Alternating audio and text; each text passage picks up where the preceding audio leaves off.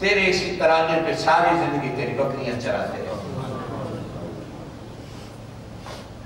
فرشتے نے کہا یہ بکریاں لے لو، مجھے کچھ نہیں چاہیے، میں تو اللہ کا فرشتہ ہوں، امتحان لینے آیا تھا، میں نے ایک بار کہہ دیا تھا اللہ سے، اسے خلیل کیوں بنا رہا ہے؟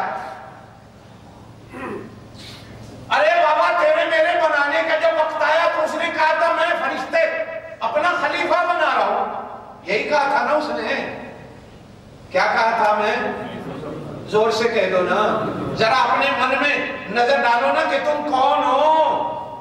وَإِذْ قَالَ رَبُّكَ لِلْمَلَائِكَةِ إِنِّي جَاعِلٌ فِي الْأَرْضِ خَلِيفَةً۔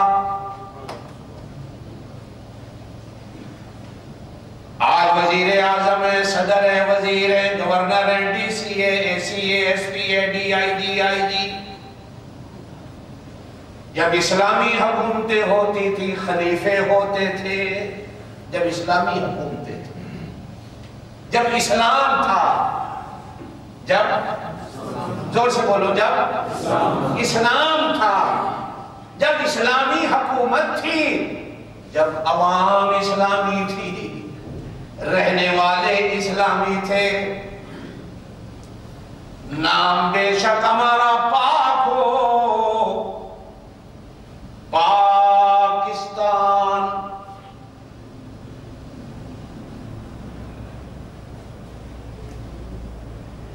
نام بے شک ہمارا پاک ہو،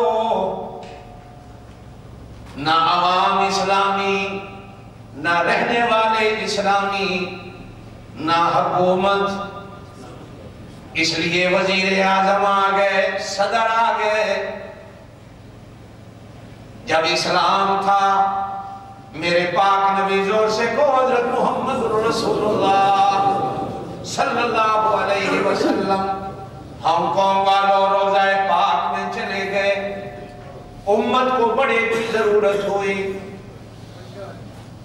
امت نے مصلی پر ابو بکر صدیق کو کھڑا کیا اور کہا کیا یہ خلیفۃ الرسول ہے، کیا کہا؟ یہ وہ رسول کا خلیفہ، تو کون؟ وَإِذْ قَالَ رَبُّكَ لِلْمَلَائِكَةِ إِنِّي جَاعِلٌ فِي الْأَرْضِ خَلِيفَةً، تو میرے رب کا خلیفہ ہے۔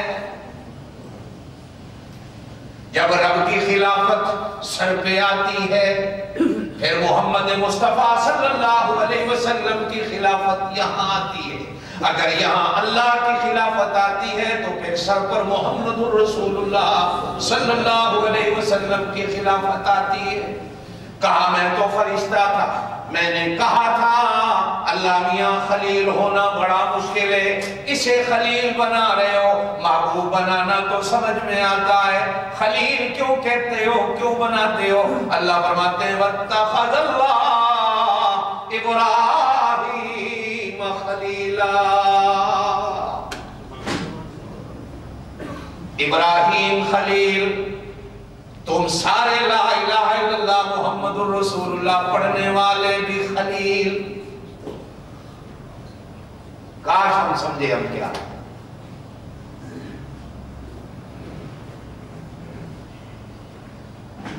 ہاں جس دنیا کے پیچھے دوڑے جا رہی ہیں 4 دن کی ہے بھائی، کبھی اس بنانے والے سے بھی پوچھو یہ کیا ہے؟ تیری میری تو عقل ہی نہیں نا، ہم دنیا کو کیا سمجھیں گے؟ شاید ہم نہ سمجھے اور ہم نے سمجھی بھی نہیں۔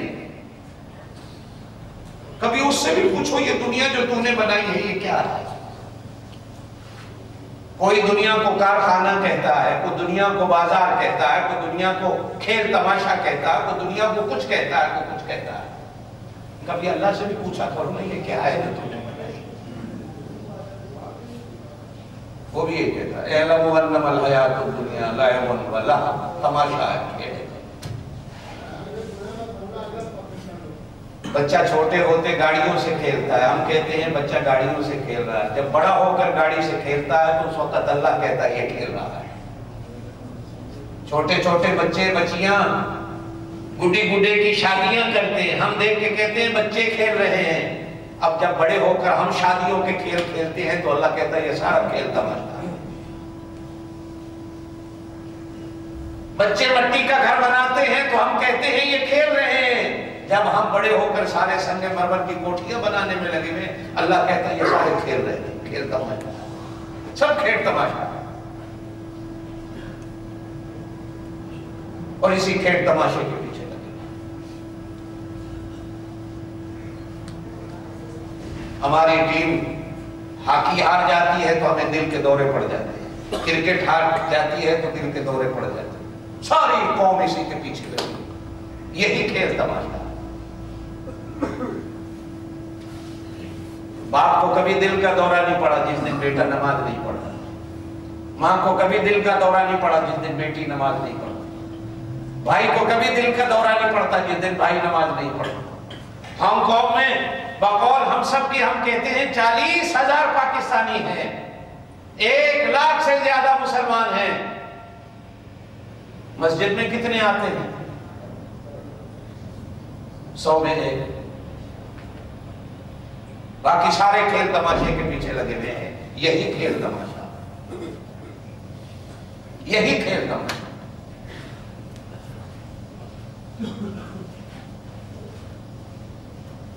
ایک نے کہا کہ 4 دن کی زندگی یہ دراز مانگ کر لائے تھے ہم، 2 آرزو میں کٹ گئے، 2 انتظار میں کٹ گئے، لیکن زندگی 3 دن کی، ایک جو گزر گیا وہ تو اب دوبارہ آئے گا نہیں، جو کل آنے والی ہے وہ کوئی نہیں جانتا آئے گی نہیں آئے گی۔ کوئی جانتا ہے کل آئے گی؟ کیوں بھائی؟ کوئی نہیں جانتا ہے۔ جو کل گزر گئی وہ دوبارہ نہیں آئے گی، یہی لحظہ ہے جو ہم بیٹھے ہیں، یہ زندگی، اسی زندگی کو اللہ کی بنانا ہے۔ اور یہ کب بنے گی؟ جب میں اپنے آپ کو بھلا دوں، جب میں اپنے آپ کو مٹا دوں، جب میں اپنا راستہ بھول جاؤں۔ جب راستہ بھولوں گا تو خدا میرا ہاتھ پکڑے گا۔ لوگ کہتے ہیں جب کوئی کسی کا نہیں ہوتا تو کون ہوتا ہے؟ زور سے بولو۔ جب کوئی کسی کا نہیں ہوتا تو کون ہوتا ہے؟ خدا ہوتا ہے۔ جب آپ ساری دنیا کو بھول جائیں، اپنا راہ بھول جائیں، آپ بندے بن جائیں۔ ٹھوکریں لگتی ہیں نا جب انسان کو، تو انسان ہر چیز کا واقف ہو۔ یا ایھا الناس ہے لوگوں،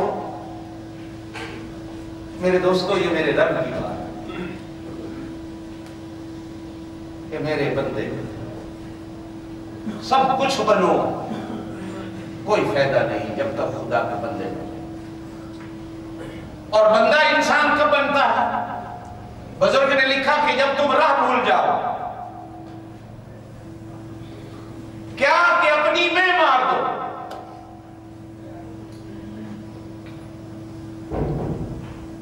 شیشے کے سامنے کھڑے ہو کر اپنے آپ کو بنانے میں جو ہم وقت گزارتے ہیں، کاش اتنا وقت خدا کا بندہ بننے میں لگا۔ میں نے پہلے کہا کہ اس دنیا میں سب سے بڑا دھوکہ شیشہ ہے، جس نے ہمیں دھوکے میں رکھا ہوا۔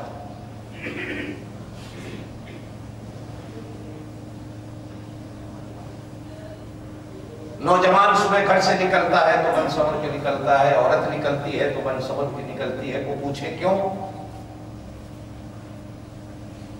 اور جب آپ نماز پڑھنے آتے ہو ناراض نہیں ہو؟ کتنے ہیں جن کے پاس ٹوپی نہیں ہوتی؟ صاحب کے دفتر جانا ہوگا تو سارا سامان کر کے جاؤ گے، خدا کے گھر آنا ہے تو کوئی ضرورت نہیں۔ کہیں انٹرویو کے لیے جانا ہوگا تو ٹائیاں ٹا پینٹ کوٹ ایسا پہن کے جاؤ گے لش لش کرتا نظر آئے۔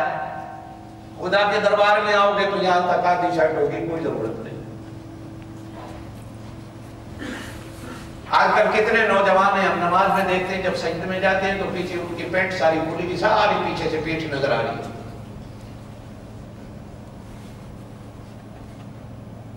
کیسے بندے بنو؟ میں نے گزشتہ جمعہ بھی اسی پہ ایک بات کہی تھی کہ یہ شلوار قمیض یہ کوئی اسلامی لباس نہیں، یہ تو ہمارا ایک معاشرہ کلچر ہے ہمارا پاکستان۔ لباس وہ لباس ہوتا ہے کہ جو ہمارے تن کو چھپا دے. اگر لباس ایسا پہنا جو ہمیں ننگا کر دے تو اس لباس کا کیا فائدہ؟ حضور پاک صلی اللہ علیہ وسلم کی ایک حدیث سے فرمایا ایک وقت آئے گا کپڑے پہنے بھی عورتیں ننگی ہوں گی، ان پر اللہ اور اس کے رسول کی لعنت ہے. عرض کیا کہ اللہ کے رسول کپڑے پہنے میں بھی ننگی ہوں گی؟